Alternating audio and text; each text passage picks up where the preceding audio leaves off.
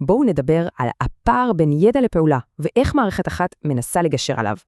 כן, ברגע האמת הידע התיאורטי פשוט קורס. זה בדיוק הפער שבין לדעת לבין לעשות.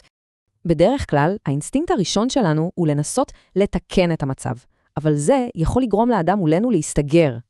אז איך מתכוננים לרגעים כאלה? איך מתאמנים לשיחות קריטיות לפני שהן קורות באמת? כאן נכנסת לתמונה המערכת InTouch. תחשבו על זה כמו סימולטור טיסה, אבל לשיחות קשות.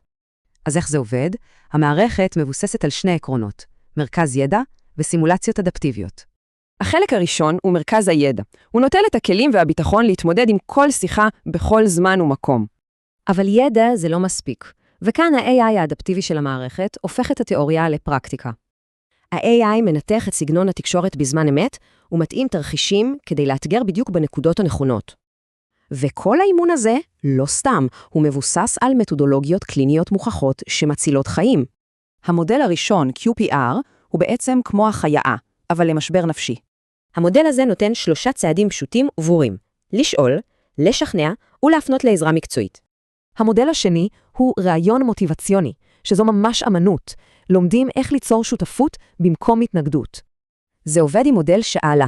בעזרתו, לומדים לעזור לאדם שמולנו למצוא את המוטיבציה לשינוי בעצמו. אוקיי, אבל השאלה הגדולה היא, האם אימון חווייתי כזה באמת עובד טוב יותר משיטות אחרות?